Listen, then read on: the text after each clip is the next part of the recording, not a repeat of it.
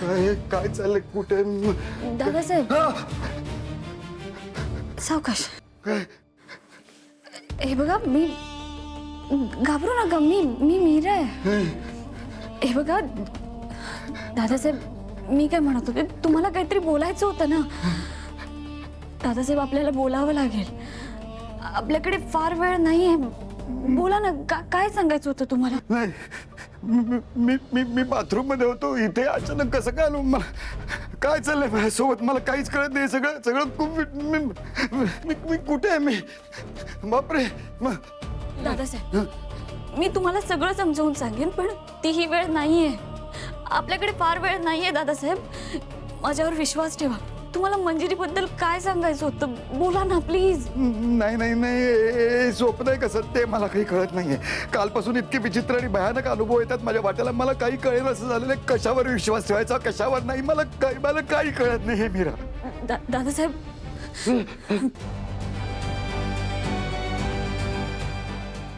दादासाहेब मी मी मी मीरा आहे. तुमची सून मीरा. ते बघा तुम्हाला जे काही सांगायचं आहे ना ते मला सांगा ना.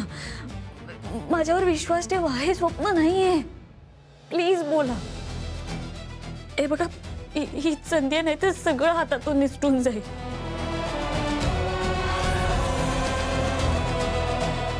मीरा तू काळजी करू नकोस. मी तिकडे सगळं व्यवस्थित करून आले. फक्त आपल्याकडे वेळ खूप कमी आहे. त्या मंजिरीला कळायच्या आत आपण इथून जायला हवं. दादासाहेब बोला ना प्लीज प्लीज.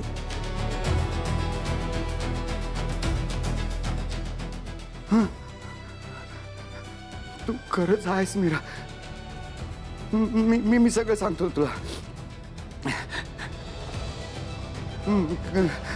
मला नाही स्वप्न पडायचं कायम. अजूनही पडतं. तुला सांगितलं होतं मी. त्या स्वप्नाबद्दल एकदा. वेदानी चित्रही काढलं होतं बघ त्या स्वप्नातल्या जागेचं. ती गुहा आहे. भयंकर गुहा आहे आणि अशी विचित्र. आणि ती मीरा ती गुहा ना इथे आपल्या घराच्या मागे जे आउट हाऊस आहे ना त्या आउट हाऊसमध्येच आहे ती गुहा. आणि काल मी मंजिरीला तिकडे जाताना पाहिलं. तिचं रोजच्या सारखं असं सहज असल्यासारखं त्या गुहेकडे जात होती म्हणून मी तिच्या मागे मागे जायचा प्रयत्न केला. मी गेलो पण तिथे.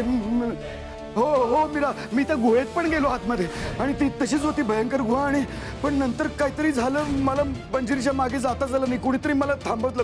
काहीतरी मला थांबवत होतं. मला काही कळत नव्हतं. पण नाही मीरा ते सगळं खरं होतं. ती गुहा खरी होती.